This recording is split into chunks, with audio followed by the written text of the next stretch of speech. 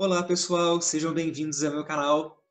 Hoje eu vou tratar de um assunto importantíssimo para quem quer aprender latim, que é a questão da pronúncia do latim. Por que esse assunto é importante? Porque a pronúncia, que é a camada mais superficial de uma língua, é a primeira coisa que a gente precisa aprender para conseguir sair do zero. Se nós vamos aprender palavras novas, por exemplo, nós não conseguimos enquadrar essas palavras de maneira nenhuma na nossa cabeça se nós não tivermos uma base fonológica mais ou menos bem estabelecida. É possível a gente aprender o latim usando a pronúncia do português, lendo de qualquer jeito? É possível. Mas nós temos problemas com essa abordagem e eu vou trabalhar com esses problemas agora nos próximos minutinhos.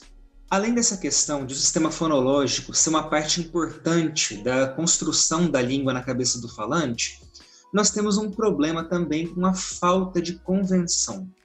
Se as pessoas não têm uma convenção de pronúncia, se cada um pronuncia do jeito que quiser, vai acontecer o que aconteceu em diversas vezes ao longo da história da Europa medieval, que é bispos, por exemplo, se reunindo para um sínodo, cada um falava um dialeto vulgar diferente, então eles não conseguiam se entender na língua de comunicação comum, e eles precisavam de uma língua que servisse de língua diplomática, para que eles conseguissem se comunicar, entender o que o outro estava pensando.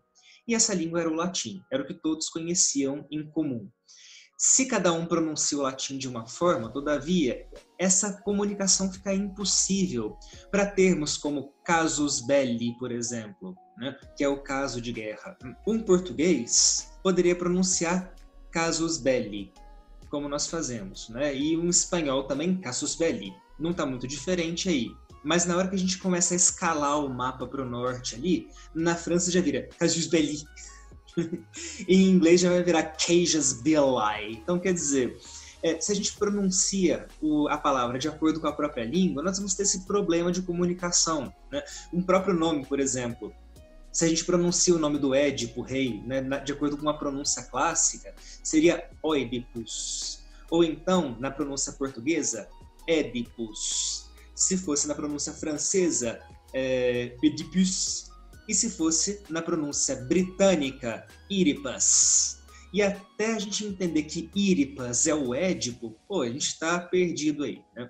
Então, essa convenção de pronúncia, ela tem uma utilidade prática, não só nos sínodos de bispos, mas a língua que era usada nas universidades para as aulas e para as pesquisas era o latim, porque as pessoas saíam de nações muito diferentes para poder ir para uma universidade qualquer, e a língua franca usada nas salas de aula era o latim. Então, essa convenção era importante. Além dessa conveniência prática comunicativa, existiu uma outra razão também que motivou a unificação de uma pronúncia do latim, especialmente no contexto católico. Os cânticos litúrgicos não foram feitos para o esquema de pronúncia francês. O francês, para quem não conhece o francês, tem um sistema fonológico que empurra a sílaba tônica sempre para o final. No francês, só existem palavras oxítonas. Então, quando a gente pega uma palavra em latim qualquer que não seja oxítona, por exemplo, belli, porque no latim não existem palavras oxítonas, o francês vai pronunciar belli. Então, o acento ele vai sair fora do lugar e isso não se encaixa com os pés métricos da poesia latina, da música latina, né, da música tradicional católica. Então, por uma questão de conveniência, os franceses resolveram adotar um sistema que permitisse que eles conseguissem cantar na missa. Bom, vamos falar um pouquinho do histórico das convenções, então. Quem foi o primeiro sujeito a ter a ideia de unificar a pronúncia do latim? Foi o primeiro sujeito que teve um problema, de fato, com isso, que foi o Carlos Magno.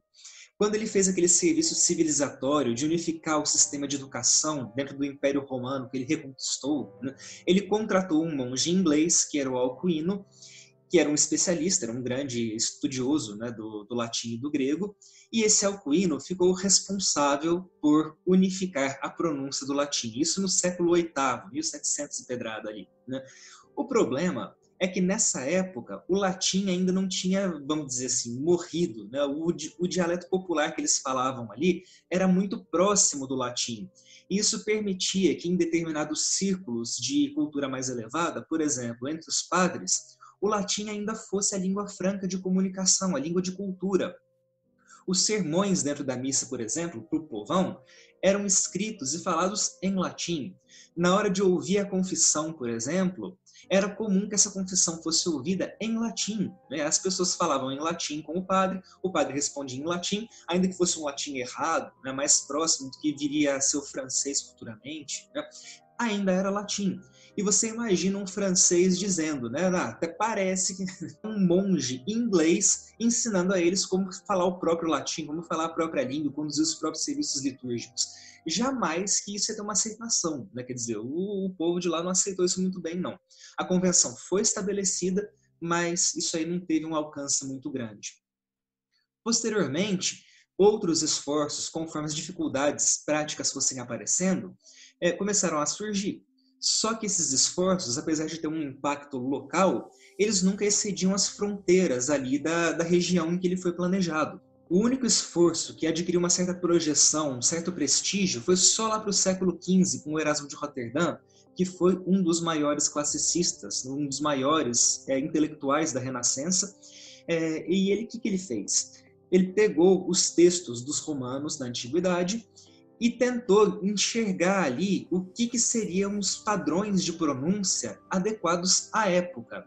Porque nessa época do Renascimento, houve uma certa busca pelos valores clássicos, pelos modelos clássicos, de tentar se fazer tudo igualzinho os romanos e os gregos faziam. Então ele falou, já que a gente vai pronunciar o latim da maneira correta, a maneira correta não é a que eu acho que é a correta, a maneira correta é a que o Cícero achava que era correta. Então o Erasmo de Roterdã juntou alguns elementos, né, de textos variados e começou a compor um certo compêndio de pronúncia ali, né? E a partir disso ele dizia, ó, a pronúncia tem que ser essa aqui, porque essa aqui é a pronúncia mais clássica possível, né? É lógico que isso aí teve uma certa aceitação, o Erasmo de Roterdã era um intelectual de prestígio, mas as pessoas que ainda usavam o latim no cotidiano tiveram uma dificuldade enorme para aceitar isso como convenção, né? No momento que ele publicou os estudos dele, já teve gente falando ali que tinha problemas metodológicos, né? Enfim, nós vamos ver esses problemas aí com mais cuidado um pouquinho mais para frente. E essa outra questão também dos monges franceses, bom, essa iniciativa de pronunciar a maneira italiana os cânticos litúrgicos teve um sucesso um pouco maior. Por quê? Porque o Papa da época endossou a iniciativa. Então, quando os franceses fizeram isso, isso deu certo, e essa necessidade de convencionar uma pronúncia já existia, né? Quer dizer, os franceses espontaneamente adotaram a pronúncia italiana sem ninguém mandar. Ficou bonito, deu certo, o Papa gostou, e os católicos do mundo inteiro começaram a usar essa pronúncia como a pronúncia litúrgica do latim. Então, aprender a maneira italiana de se pronunciar o latim virou a nova moda dentro da igreja. Nós vamos ver quais são os problemas e as vantagens desse sistema aí também.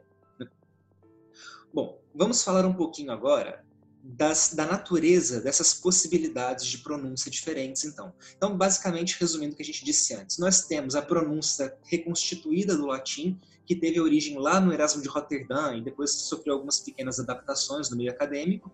Nós temos a maneira tradicional de cada local de pronunciar o latim. Então, nós vamos falar aqui da maneira lusófona, que parece com o português. E nós vamos falar também da pronúncia italiana, da pronúncia eclesiástica do latim.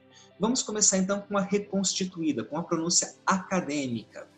Como vocês podem ver aí, a minha monografia, o meu trabalho de conclusão de curso de letras clássicas, foi uma revisão de estudos sobre a pronúncia reconstituída do latim. E eu já vou começar trabalhando com vocês os aspectos específicos dessa pronúncia. O que acontecia com as vogais no período clássico? Elas tinham, como em português, uma variação de timbre e tinham também uma variação de quantidade. Essas vogais podiam ser longas ou podiam ser breves. Só aí nós já temos um problema prático, porque apesar de eles dizerem que uma vogal longa leva 2 tempos e uma vogal breve leva 1 tempo só, nós não sabemos o que é o tempo. Nós não sabemos se esses 2 tempos são sempre literalmente 2 tempos, quer dizer, dobrar a quantidade da vogal ali. Nós não sabemos se é assim. Então, porque a gente não tem gravação fonográfica dos romanos daquela época falando. Nós sabemos que existe uma variação de quantidade. As vogais longas são mais longas, as vogais breves são mais breves. E nós temos também a questão da variação do timbre.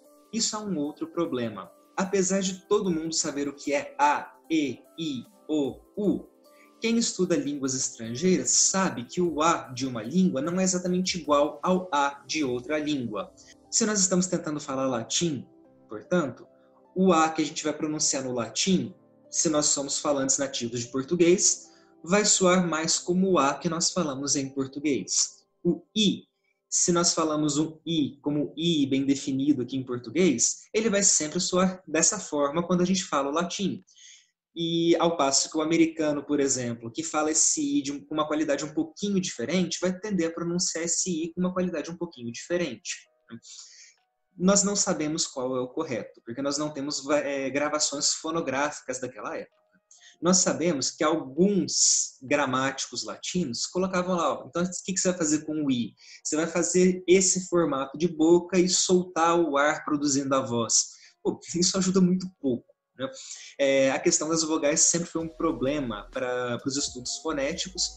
Nós temos agora aparelhos que conseguem gravar e colocar num espectro, né, num eixo cartesiano, qual que seria a variação de ondas ali de cada uma dessas vogais, e a partir do desenho que ela forma, a gente julga a qualidade. Quer dizer, isso é uma coisa muito contemporânea, isso não existia naquela época, obviamente. Então a gente não sabe de fato o que era A, o que era E, o que era I. A gente tem uma noção mais ou menos, né? Existem também alguns trabalhos, como o do Lausberg, num trabalho extenso que ele fez sobre línguas românicas, de tentar pegar as vogais pronunciadas em todas as línguas e verificar quais são as semelhanças, quais são as diferenças, para tentar, a partir das semelhanças, dizer que o que variou, o que não variou entre essas línguas, o que está igual, provavelmente é a forma mais antiga, mais próxima do latim. Isso também é problemático, porque o trabalho do Lausberg é de 63, e naquela época de 1963, a gente também não tinha esses instrumentos técnicos que a gente tem hoje, né? Então, ajuda alguma coisa ali, mas muito pouco. Basicamente, a gente pode definir que as vogais eram pronunciadas cada uma com o seu próprio som, né? Então, a gente tem um fonema para cada fone, para cada grafema. Então, quer dizer, um grafema representa um fone e um fonema, né? Então, sempre o A vai ter o mesmo som, sempre o E vai ter o mesmo som, asterisco, sempre o I vai ter o mesmo som, sempre o O vai ter o mesmo som, também asterisco, e sempre o U vai ter o mesmo som. Existem teorias que dizem que naquela época, certamente, existia uma variação de timbre entre E e E, como existe em português, entre O e O, como existe também em português. E essas teorias vão dizer o seguinte, que de acordo com a quantidade da vogal, ela já vai ter um timbre diferente. Para efeitos práticos, o que a gente faz? A gente pode escolher, então, se a gente mantém o E e o E, o O e o O com a mesma pronúncia sempre, ou se nós vamos tentar variar, né? O O breve vai soar como O aberto, o E breve vai soar como E aberto, né? Ao passo que o O longo vai ser O e o E longo vai ser E. Beleza. Ditongos. Os ditongos, na pronúncia reconstituída, vão ser pronunciados sempre como ai, oi e au. Eles não vão se monotongar. Tá? Tem aqui algumas considerações, né? Se vai ser ai, esse E muda de timbre, ou se vai ser ae. Vai depender da palavra, vai depender do caso, né? Mas, basicamente, para a gente manter um certo padrão fácil de aprender, o que a academia costuma fazer? Diz o seguinte, ó, vai ser sempre ai. Então, quando a gente diz aqui, né,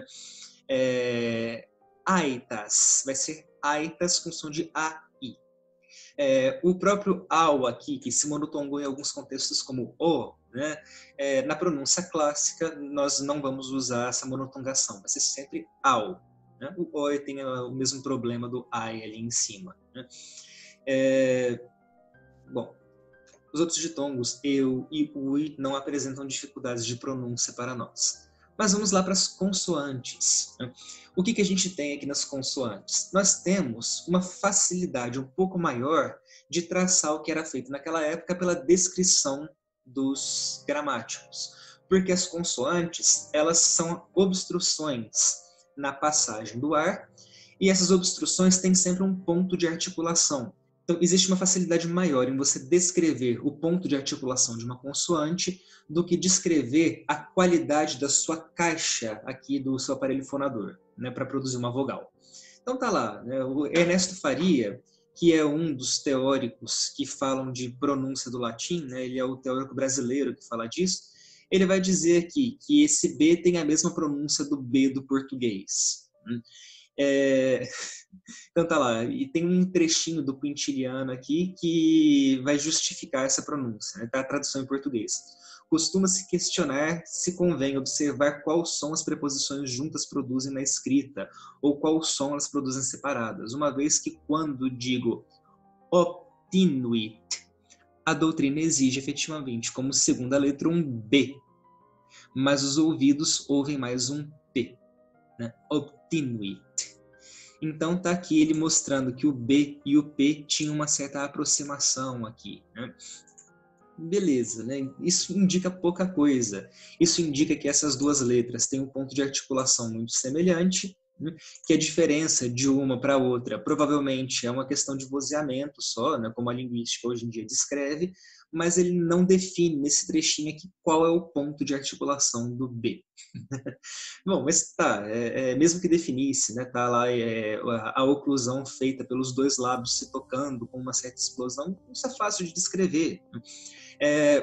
Problemas com a letra C, a letra K e a letra Q, né? Os gramáticos latinos não percebiam diferença para a pronúncia do C em contextos diferentes. A gente começa por aí, né?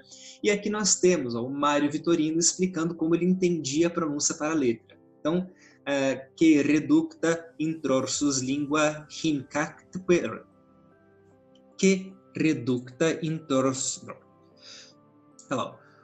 O que encolhida a língua para trás, apertando entre um e outro molar, espelhe um som da voz fixo dentro da boca.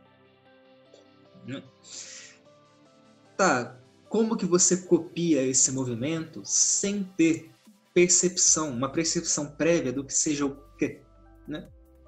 Impossível, mas isso é uma tentativa de se explicar a articulação do que. Problema: Mário Vitorino é um gramático do século IV e ele é usado como fonte normativa juntamente com Cícero, que é um filósofo do século I antes de Cristo. Então nós temos uma diferença aí de 300, 400 anos entre um e outro. E nós sabemos que as pronúncias das consoantes e vogais tendem a mudar de tempos em tempos. Eu não falo da mesma maneira que a minha avó. Você imagina com um espaço aí, com um vão de 300 a 400 anos. Então, você tomar pessoas de épocas tão diferentes como fonte de uma pronúncia, aí eu acho complicado. Mas tá. Então, vários gramáticos fazem a comparação também do que com o kappa e o cu, afirmando que as três consoantes tinham exatamente a mesma pronúncia, né? Já o Lausberg vai falar que o C, né, o que latino, sempre teve diferenças de pronúncias em contextos variados. Ele faz isso pela observação da variação da pronúncia do C, né, em línguas românicas diferentes. Em todas tem uma variação qualquer, né? Então ele vai dizer que essas diferenças sempre existiram, mas essas eram variações fonéticas de um mesmo fonema. Então, ele vai dizer que tem um trechinho do Lausberg comentando esse detalhe aqui, né? Então nós temos aí a evidência da filologia românica contra o testemunho dos autores clássicos. E a gente tem um outro problema aí, em quem que a gente acredita? Na percepção que eles tinham do que eles próprios falavam, ou num estudo mais extenso que contempla aí todas as línguas românicas modernas? Então, será que a gente pode confiar na percepção desses gramáticos sobre o que eles próprios falavam? Talvez sim, talvez não, difícil dizer, né? Mas vamos lá, nós temos aqui as outras consoantes, né? O G latino tem a mesma questão do que, né? Sempre vai soar como ga, ge, gi, go, gu. Nós temos essa questão do H aqui, né? Que alguns filósofos, né, como Cícero, né, alguns oradores como Cícero, pronunciavam o H quando ele tinha que ser pronunciado, né? E em alguns contextos não, né?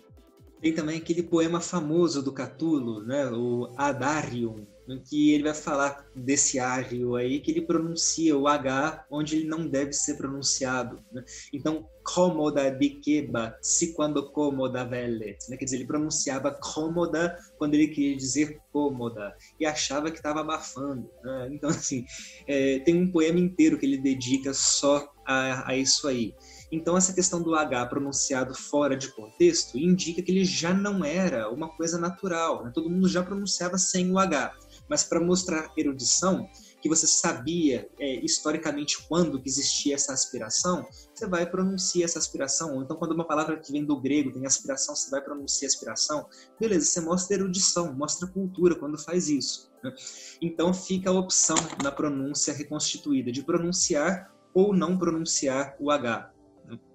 O I consoante, como o U consoante também, né? Eles vão ter sempre o mesmo som, apesar dele ser mais breve, por ele ter papel de consoante quando ele não é dono da sílaba, né?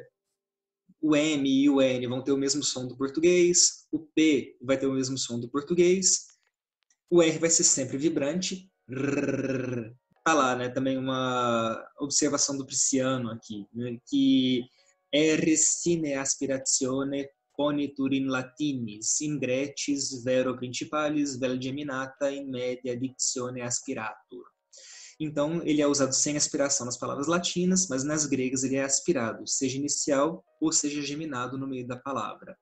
Então, é para dizer quando que ele vai ser pronunciado como R, né? E quando que ele vai ser pronunciado como R vibrante. A orientação dos manuais de pronúncia reconstituída é que a gente pronuncia o R sempre de uma forma só, R vibrante. Mas existe a possibilidade de, em algumas palavras de origem grega, a gente pronunciar o R com aspiração. O S, na pronúncia reconstituída, não muda de qualidade, ele não ganha essa voz de zzz entre vogais, né? E nós temos algumas evidências aqui, né? O Ernesto Faria, ele pega um trechinho do Terenciano aqui para falar disso, né? O Ernesto Faria ainda fala, né, que revelando a fonética histórica do latim, que todo S intervocálico, depois de sonorizar-se, sofreu rotacismo, pode-se concluir que todo S intervocálico encontrado no período clássico ou posteriormente não é sonoro. Então não tem som de zzz. O T, sempre também com a mesma qualidade, tá, té, ti, to, tu, independentemente do contexto. Né? O U consoante, né? Não vai existir o som do V naquela época, então a palavra vaca seria lida como waka, né? Então tá aí.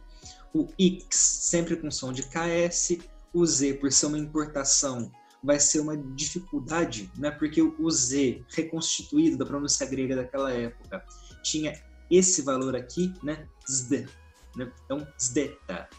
E pro latino, né, pro romano, isso era uma coisa antinatural, né? Mas zdeta seria a pronúncia correta dessa consoante.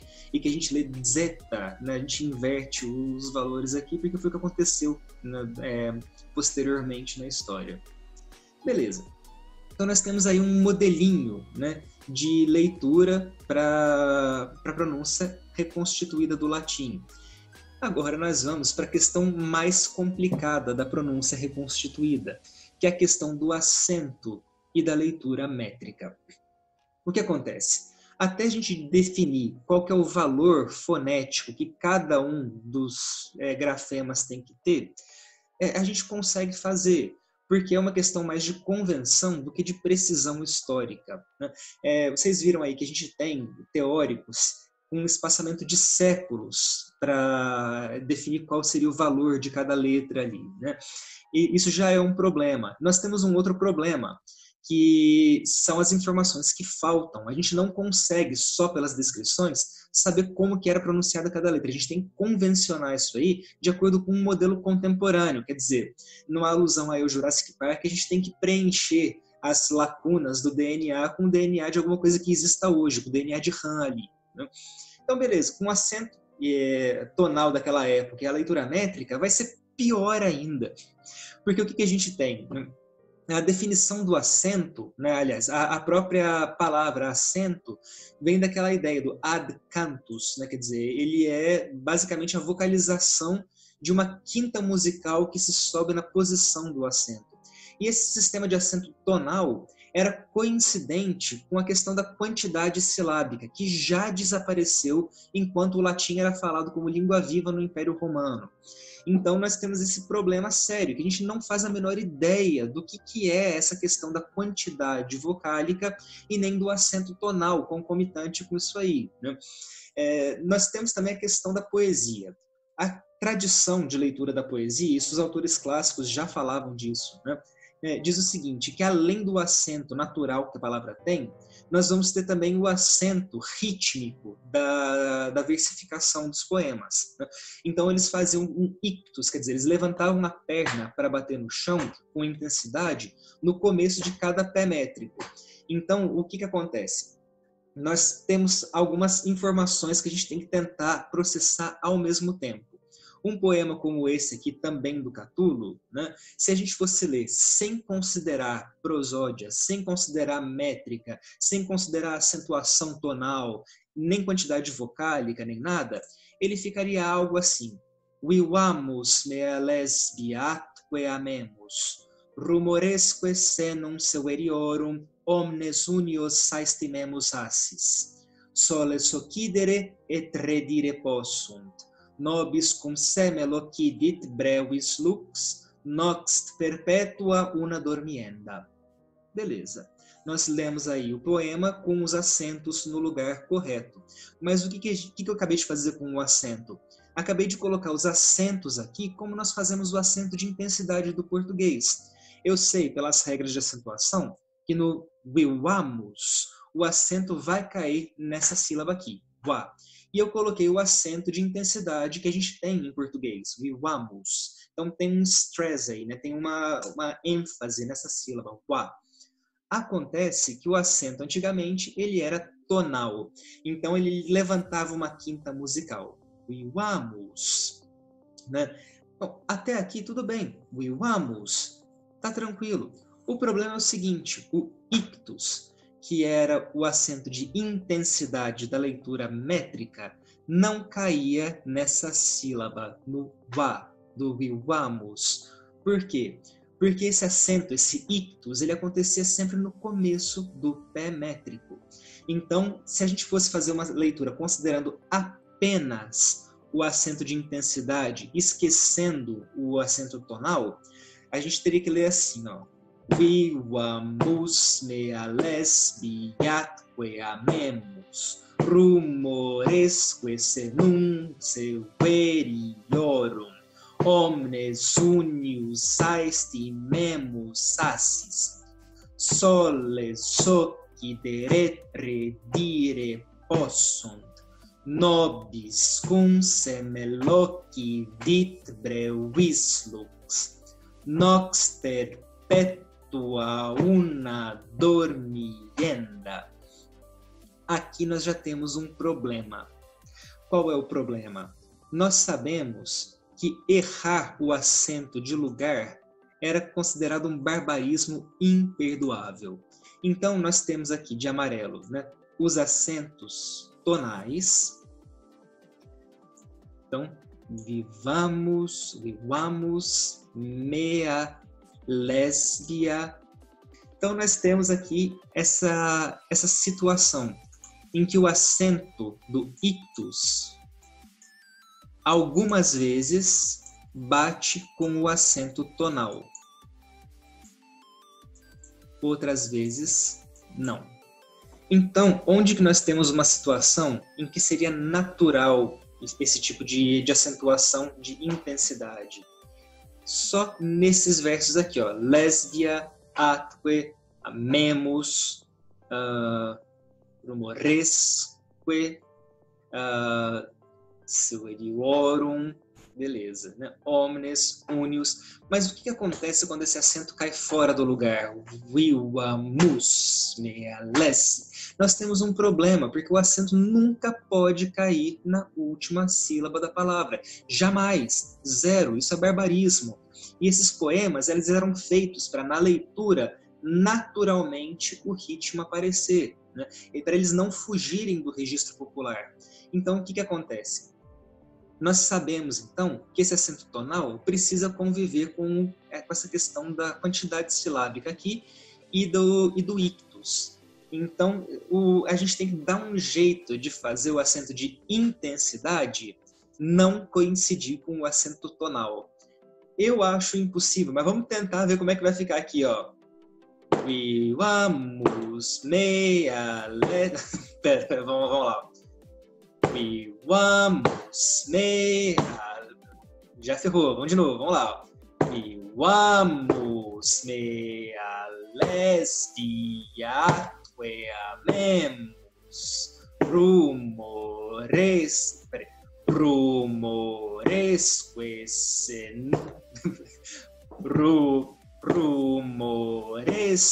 senum severiorum. Então, a gente tem uma noção de que era mais ou menos tipo isso que acontecia. Mas eu tenho certeza que se um romano visse eu tentando fazer isso aqui agora, ele ia dar risada. Quer dizer, não é, a gente não sabe como que eles faziam essa leitura. De alguma forma eles davam o ritmo e o tom ali, mas a gente sabe que isso existe, mas não conhece o sistema. Então, o que a academia faz na prática?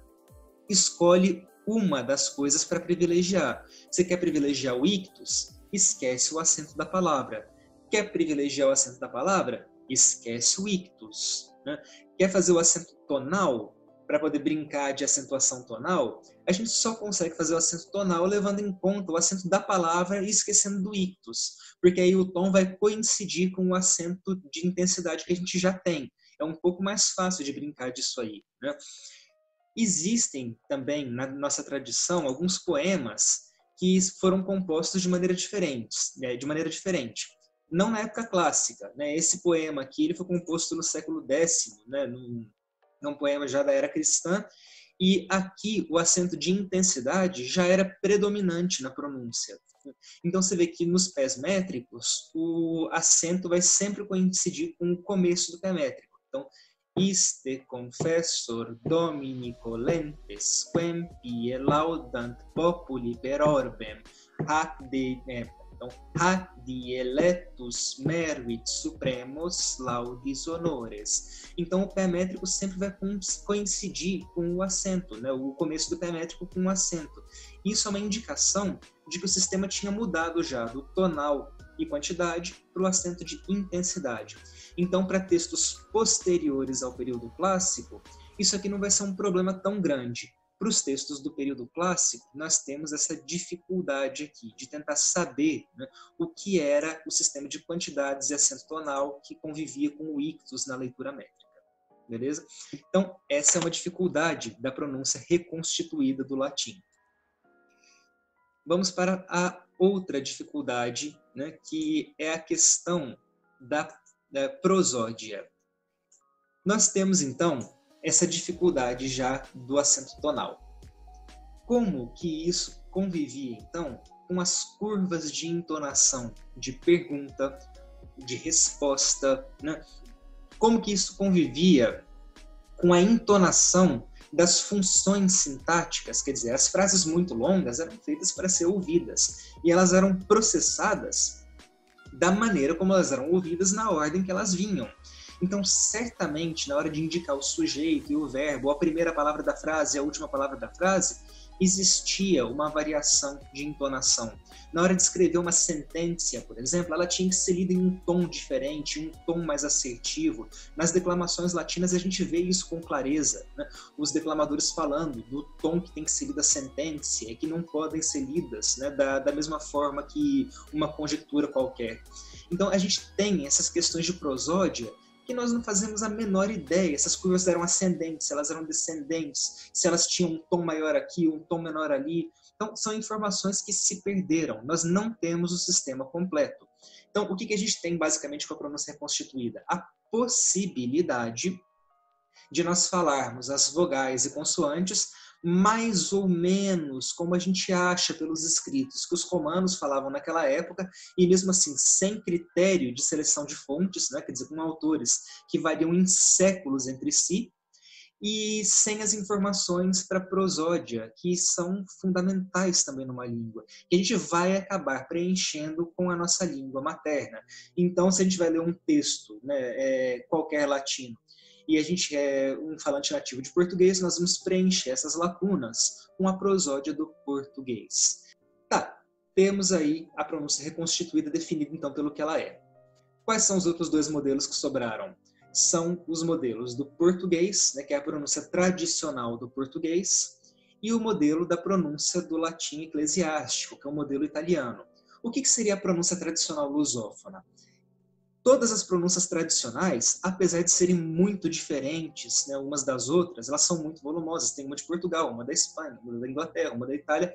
Elas têm uma vantagem, aliás, têm duas vantagens. A primeira é que elas têm uma continuidade histórica desde a época que o latim era falado até hoje, porque esse latim não deixou de ser falado nos contextos de cultura.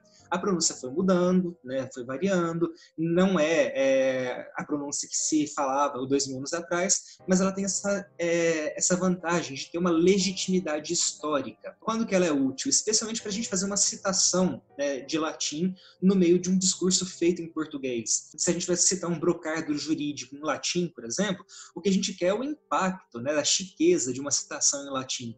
Então, ela soar bem para o falante de português é importante. A segunda vantagem é que todas essas lacunas da pronúncia reconstituída, né, de não ter prosódia, de não saber como é que era o acento, isso não vai ser um problema na pronúncia lusófona, porque nós já vamos tomar o português como fonte fonológica dessa pronúncia. Então, todas as lacunas são naturalmente preenchidas pela fonologia do português. Então, se a gente tem uma pronúncia lusófona já, por que escolher a pronúncia eclesiástica, a pronúncia italiana? Nós temos aí algumas vantagens, né? A primeira de todas é que a pronúncia lusófona é restrita aos falantes do português.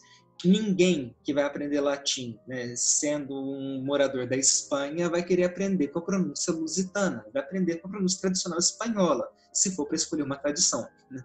Então, por que a italiana se sobrepõe em importância à pronúncia tradicional de todos os lugares, né, do português e do espanhol? Justamente porque no século XIX os monges franceses tiveram a ideia de usar a pronúncia italiana e o Papa gostou, né? Então isso virou tendência no meio católico no mundo todo.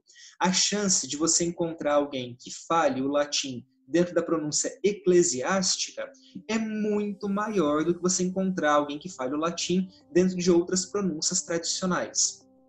Por essa razão, né? Então existe aí uma concorrência de mercado, vamos colocar assim, entre a pronúncia reconstituída e a pronúncia eclesiástica. As duas têm o seu propósito. Se é para a gente usar para leitura simples de textos, para entonar, para conversar, para praticar a leitura do latim, eu prefiro a pronúncia eclesiástica por todas as razões. Por ser uma pronúncia que tem uma grande adesão e por ter as lacunas fonológicas aí preenchidas pelo italiano, por ter as lacunas de prosódia preenchidas pelo italiano. Então é uma pronúncia que é mais coerente na sua proposta do que a pronúncia reconstituída. Mas, ao mesmo tempo, é importantíssimo a gente conhecer a reconstituída, porque só conhecendo a reconstituída a gente consegue entender alguns elementos de sonoridade da poesia latina. Só com a pronúncia reconstituída a gente consegue entender, por exemplo, detalhes de filologia românica, da evolução das línguas, etc, etc. Então é importante conhecer a reconstituída, mas se for para votar em uma para a gente usar no contexto de sala de aula, eu prefiro a eclesiástica. Vamos falar então das características da pronúncia eclesiástica. Existem algumas diferenças para a pronúncia do português. O C antes de E ou de I vai ser pronunciado como ch. O D vai ter sempre som de D. Então, da, de, di, do, du. Essa letra aqui, a letra G, antes de E e de I, vai soar como J. O R sempre vibrante, como em italiano. Aí tem aquela questão da pronúncia de palavras gregas, né? Se a gente vai ler com a pronúncia italiana, o italiano é incapaz de articular esse som. O T entre sons líquidos e antes de I vai ter som de ts, como em paciência, siam. E nos demais contextos vai ter sempre som de t, ta, te, ti, to, tu. Beleza. O X com som de KS, né? Então, axis, né? E o Z com som de TS também. As vogais também, como em italiano, o I antes de vogais na mesma sílaba vai ter um som mais breve, como em Jesus, porque nesse contexto ele não é vogal, na verdade, ele é uma consoante, mas que soa como I. E nos demais contextos ele é pronunciado normalmente, né, como I. Nunca o E vai ter som de I, então esse alçamento das vogais que a gente faz em português não vai existir, o E vai ter sempre som de E ou de E, o O vai ter sempre som de O ou de O, ele também não se alça, ele não vira U, né? E os ditongos vão ter um som de E, como em céu em português. Então, cellum. Beleza? As observações aqui quanto às consoantes duplas, né? Então, atticus, burrum, ecclesia, excelsius, etc. Então, as consoantes duplas vão ser pronunciadas com 2 tempos, como em italiano. Então, como exemplo, nós podemos fazer a leitura de uma oração famosa em latim para a gente ver como funciona essa pronúncia eclesiástica em um texto de verdade. Então tá lá, Pater noster qui es in celis, sanctificetur nomen tuum, adveniat regnum tuum, fiat voluntas tua, sicut in cielo et in terra.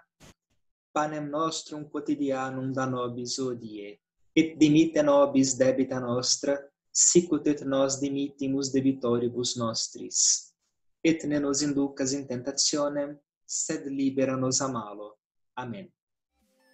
Se fosse na pronúncia reconstituída, seria algo assim: Pater noster qui es in caelis, sanctificetur nomen tuum, adveniat regnum tuum. Então, bastante diferente aí a pronúncia reconstituída da pronúncia eclesiástica, né? Então é isso, a introdução básica sobre as pronúncias do latim. Basicamente, qual é a melhor pronúncia de todas? Não interessa. Você tem que escolher uma pronúncia que exista, na verdade, e ser coerente com ela, porque ela vai ser a base do seu sistema fonológico do latim que você vai construir na sua cabeça. É importante ser coerente, porque eventualmente você vai precisar de uma convenção. Então escolha ou a reconstituída ou a eclesiástica para ser a base, aprenda a que você não escolheu para saber, porque é sempre bom, e é isso aí, né? Bom início de estudos do latim para você. Não se esqueça, pessoal, de, se vocês gostaram do vídeo, se inscrever no canal aqui, né? E dar aquele like para ajudar a gente com o algoritmo do YouTube. Compartilhem o vídeo com os amigos, e é isso aí, um abraço. Até o próximo vídeo.